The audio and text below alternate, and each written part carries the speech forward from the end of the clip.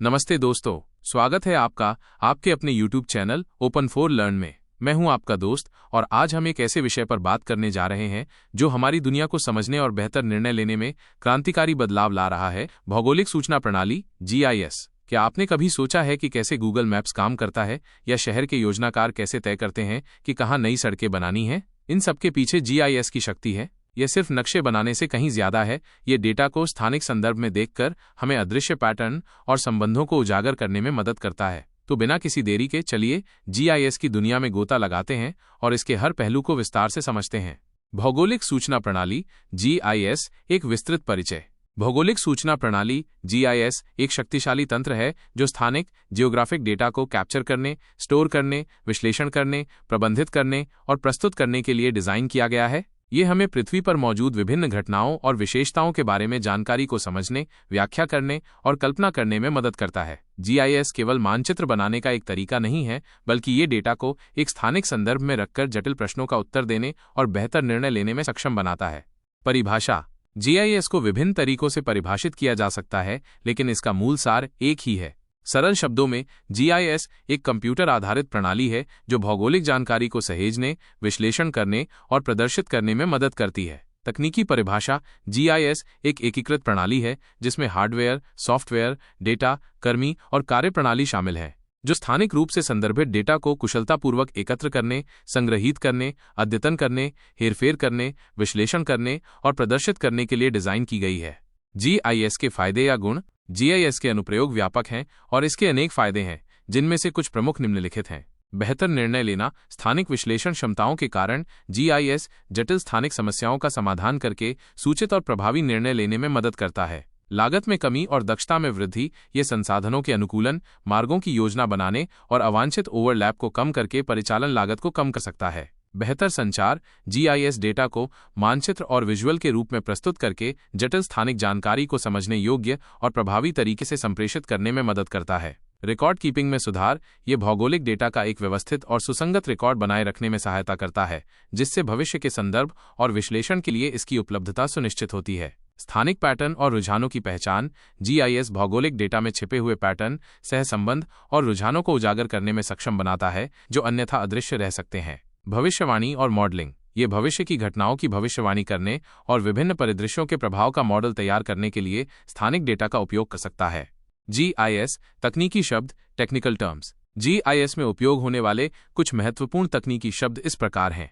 भूसंदर्भन, जियोरेफरेंसिंग, किसी छवि या डेटा को वास्तविक विश्व समन्वय प्रणाली से जोड़ना। प्रक्षेपण, प्रोजेक्शन, गोलाकार पृथ्वी की सतह को एक सपाट द्विआयामी मानचित्र पर दर्शाने की प्रक्रिया। समन्वय प्रणाली, कोऑर्डिनेट सिस्टम, पृथ्वी पर किसी बिंदु की स्थिति को परिभाषित करने के लिए उपयोग की जाने वाली एक प्रणाली, जैसे अक्षांश देशांतर UTM। परत, लेयर, एक भौगोलिक क्षेत्र के भीतर एक विशिष्ट प्रकार की जानकारी, जैसे सड़कें, नदियां, जनसंख्या घनत्व का एक संग्रह। एट्रीब्यूट, एट्रीब्यूट, एक भौगोलिक विशेषता से जुड़ी गैर स्थानिक जानकारी, जैसे एक सड़क का नाम, एक इमारत का पता, एक जनसंख्या का आकार। टोपोलॉजी, टोपोलॉजी, भौगोलिक विशेषताओं के बीच स्थानिक संबंध, जैसे कौन सी रेखाएं मिलती हैं, कौन से बहुभुज सटे हुए हैं। बफर, बफर, एक दी गई भौगोलिक विशेषता के आसपास एक विशिष्ट दूरी का क्षेत्र बनाना। ओवरले, ओवरले, दो या दो से अधिक भौगोलिक परतों को एक साथ जोड़ना ताकि उनमें से एक नई परत बनाई जा सके।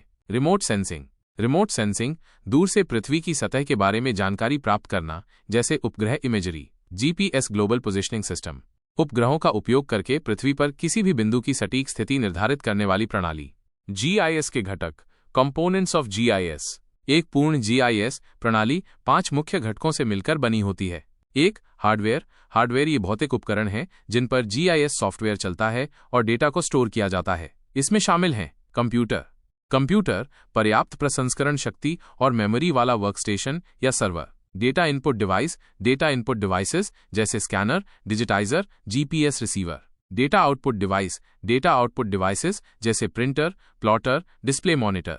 Data storage device, data storage devices जैसे hard drive, network attached storage NAS। 2. Software, software ये वे प्रोग्राम हैं जो GIS कार्यों को करने के लिए आवश्यक उपकरण और कार्यक्षमता प्रदान करते हैं। इसमें शामिल हैं डेटा इनपुट और संपादन उपकरण, data input and editing tools, भौगोलिक डेटा को कैप्चर करने और संपादित करने के लिए। डेटा प्रबंधन प्रणाली, डेटा मैनेजमेंट सिस्टम डेटा को स्टोर करने, व्यवस्थित करने और प्रबंधित करने के लिए अक्सर एक relational database management system RDBMS। स्थानिक विश्लेषण उपकरण, स्पेशल एनालिसिस टूल्स, विभिन्न प्रकार के स्थानिक विश्लेषण करने के लिए। आउटपुट और प्रेजेंटेशन उपकरण, आउटपुट एंड प्रेजेंटेशन टूल्स, मानचित्र, रिपोर्ट और अन्य विजुअलाइजेशन बनाने के लिए। ग्राफिकल यूजर इंटरफेस GUI, उपयोगकर्ताओं के साथ इंटरैक्ट करने के लिए एक उपयोगकर्ता के अनुकूल इंटरफेस। QGIS, क्वांटम GIS, यह एक नए शुल्क और open source cross platform desktop GIS अनुप्रयोग है जो स्थानिक डेटा को देखने, संपादित करने,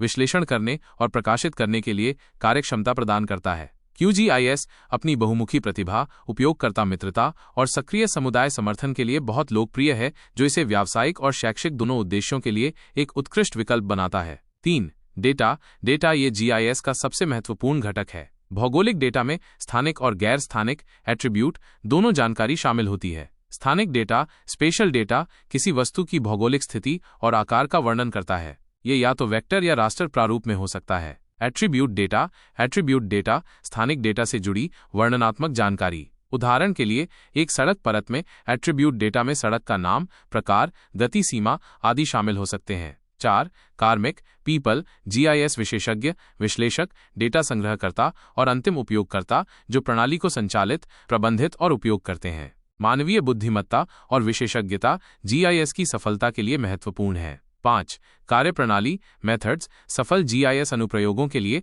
अच्छी तरह से परिभाषित योजना, नियम और प्रक्रियाएं आवश्यक हैं। इसमें डेटा अधिग्रहण प्रोटोकॉल, विश्लेषण वर्कफ्लो और आउटपुट मानक शामिल हैं। डेटा मॉडल्स GIS में भौगोलिक डेटा को दो मुख्य डेटा मॉडल में दर्शाया जाता है। 1. Raster data model. परिचय। रास्टर डेटा मॉडल भौगोलिक स्थान को कोशिकाओं, ग्रिड सेल के एक नियमित ग्रिड के रूप में दर्शाता है। प्रत्येक सेल एक विशिष्ट भौगोलिक क्षेत्र का प्रतिनिधित्व करता है और उसमें एक संख्यात्मक मान होता है जो उस क्षेत्र के भीतर किसी विशेषता जैसे ऊंचाई, तापमान, भूमि उपयोग का प्रतिनिधित्व करता है। उपग्रह इमेजरी और हवाई तस्वीरें आमतौर पर रास्टर प्रारूप में होती हैं। उदाहरण, एक डिजिटल ऊंचाई मॉडल DEM, जहां प्रत्येक पिक्सल एक विशिष्ट ऊंचाई का प्रतिनिधित्व करता है। एक भूमि उपयोग मानचित्र, जहां प्रत्येक पिक्सल एक विशेष भूमि उपयोग वर्ग जैसे वन, जल, शहरी को दर्शाता है। रास्टर डेटा मॉडल के फायदे। सरल संरचना, इसकी संरचना सरल है और ये डेटा को स्टोर करने और हेरफेर करने में आसान बनाता है। सतत डेटा के लिए उपयुक्त, तापमान, ऊंचाई, वर्षा जैसे लगातार भिन्न होने वाले डेटा को दर्शाने के लिए आदर्श। रिमोट सेंसिंग डेटा के साथ संगत, उपग्रह और हवाई इमेजरी सीधे रास्टर प्रारूप में होती हैं। स्थानिक विश्लेषण में दक्षता। कुछ स्थानिक विश्लेषण जैसे ओवरले, पड़ोसी संचालन, रास्टर डेटा पर कुशलता से किए जा सकते हैं। रास्टर डेटा मॉडल की कमियां। स्थानिक सटीकता में कमी। कोशिकाओं के आकार के कारण ज्यामितीय विशेषताएं कम सटीक रूप से दर्शाई जाती हैं, जिससे ब्लॉकी या पिक्सेलेटेड उपस्थिति हो सकती है। बड़े फाइल आकार। उच्च रिजोल्यूशन के लिए बड़ी संख्या में कोशिकाओं की आवश्यकता होती है, जिससे बड़े फाइल आकार होते हैं। नेटवर्क विश्लेषण में समस्या। नेटवर्क विश्लेषण जैसे मार्ग योजना रास्टर डेटा पर कुशलता से नहीं किया जा सकता है। टोपोलॉजी का अभाव। यह स्वाभाविक रूप से टोपोलॉजिकल संबंधों का समर्थन नहीं करता है। 2. Vector data model. परिचय। वेक्टर डेटा मॉडल भौगोलिक विशेषताओं को बिंदुओं, रेखाओं और बहुभुजों के रूप में दर्शाता है। बिंदु पॉइंट्स व्यक्तिगत भौगोलिक विशेषताओं का प्रतिनिधित्व करते हैं जिनका कोई क्षेत्र या लंबाई नहीं होती है, जैसे पेड़, कुएं, शहर। रेखाएं लाइंस ऐसी सुविधाओं का प्रतिनिधित्व करती हैं जिनकी केवल लंबाई होती है, जैसे सड़कें, नदियां, पाइपलाइन। बहुभुज पॉलीगन्स ऐसी सुविधाओं का प्रतिनिधित्व करते हैं जिनका क्षेत्र होता है, जैसे झीलें, इमारतें, प्रशासनिक सीमाएं। उदाहरण, एक सड़क नेटवर्क का नक्शा जहां प्रत्येक सड़क एक रेखा है। एक शहर का नक्शा जहां प्रत्येक इमारत एक बहुभुज है और प्रत्येक स्ट्रीट लाइट एक बिंदु है। वेक्टर डेटा मॉडल के फायदे। उच्च स्थानिक सटीकता। ज्यामितीय विशेषताओं को बहुत उच्च सटीकता के साथ दर्शाया जा सकता है। छोटे फाइल आकार। जब डेटा जटिल नहीं होता है तो रास्टर की तुलना में छोटे फाइल आकार हो सकते हैं। टोपोलॉजी का समर्थन। स्वाभाविक रूप से टोपोलॉजिकल संबंधों, निकटता, कनेक्टिविटी, संलग्नता का समर्थन करता है, जो नेटवर्क विश्लेषण के लिए महत्वपूर्ण है। सुंदर आउटपुट। मानचित्र और ग्राफिक आउटपुट अधिक सौंदर्यवादी और सटीक होते हैं। नेटवर्क विश्लेषण के लिए आदर्श। मार्ग योजना, प्रवाह विश्लेषण आदि के लिए बहुत उपयुक्त है। वेक्टर डेटा मॉडल की कमियां। जटिल संरचना। इसकी संरचना रास्टर की तुलना में अधिक जटिल होती है। सतत डेटा का प्रतिनिधित्व, तापमान या ऊंचाई जैसे लगातार भिन्न होने वाले डेटा का प्रतिनिधित्व करने में कम कुशल। डेटा अधिग्रहण में जटिलता, डेटा इनपुट जैसे डिजिटाइजिंग अधिक समय लेने वाला और जटिल हो सकता है। कुछ स्थानिक विश्लेषण में अक्षमता, कुछ प्रकार के स्थानिक विश्लेषण जैसे पड़ोसी कोशिकाओं का औसत रास्टर पर अधिक कुशलता से किए जाते हैं। जीआईएस का महत्व। Importance of GIS. जीआईएस का महत्व आधुनिक समाज में तेजी से बढ़ रहा है क्योंकि ये स्थानिक जानकारी को समझने और उपयोग करने के लिए एक शक्तिशाली ढांचा प्रदान करता है। इसका महत्व निम्नलिखित कारणों से है। पर्यावरण प्रबंधन, प्रदूषण निगरानी, वनस्पति मैपिंग, वन्यजीव आवास विश्लेषण, आपदा प्रबंधन, बाढ़, भूकंप, जंगल की आग, शहरी नियोजन और विकास, भूमि उपयोग योजना, बुनियादी ढांचा विकास, जनसंख्या विश्लेषण, साइट चयन, संसाधन प्रबंधन, कृषि, फसल निगरानी, मिट्टी विश्लेषण, जल संसाधन प्रबंधन, खनन, आपदा प्रतिक्रिया और आपातकालीन सेवाएं, आपातकालीन मार्ग योजना, संसाधनों का आवंटन, जोखिम मूल्यांकन, व्यापार और विपणन, ग्राहक स्थान विश्लेषण, स्टोर स्थान चयन, आपूर्ति श्रृंखला प्रबंधन, लक्षित विज्ञापन, सार्वजनिक स्वास्थ्य, रोग प्रसार मैपिंग, स्वास्थ्य सेवा पहुंच विश्लेषण, महामारी विज्ञान, परिवहन, मार्ग अनुकूलन, यातायात प्रबंधन, सार्वजनिक परिवहन योजना, सुरक्षा और कानून प्रवर्तन, अपराध मैपिंग, निगरानी, गश्त मार्ग अनुकूलन, सरकारी प्रशासन, संपत्ति मूल्यांकन, कर संग्रह, जनगणना विश्लेषण, चुनावी जिला सीमांकन, शिक्षा और अनुसंधान, भूगोल, पर्यावरण विज्ञान, पुरातत्व और अन्य स्थानिक विज्ञानों में अनुसंधान और शिक्षण के लिए एक उपकरण। संक्षेप में, जीआईएस एक बहुमुखी और अपरिहार्य उपकरण बन गया है जो हमें दुनिया को स्थानिक रूप से देखने और समझने में मदद करता है, जिससे अधिक सूचित और कुशल निर्णय लेने में सुविधा होती है। दोस्तों, ये था भौगोलिक सूचना प्रणाली जीआईएस पर एक विस्तृत अवलोकन। मुझे उम्मीद है कि इस वीडियो से आपको जीआईएस की अवधारणा, इसके घटकों, डेटा मॉडल और इसके महत्व को समझने में मदद मिली होगी। जीआईएस सचमुच हमारे आसपास की दुनिया को देखने और उससे जुड़ने के तरीके को बदल रहा है।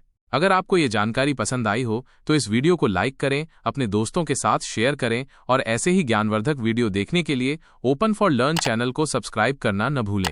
आपके मन में कोई सवाल हो या आप किसी और विषय पर जानकारी चाहते हो तो बेझिझक कमेंट सेक्शन में पूछें। हम आपके सवालों का जवाब देने के लिए हमेशा ओपन फॉर लर्न हैं। मिलते हैं अगले वीडियो में, तब तक के लिए सीखते रहें और आगे बढ़ते रहें।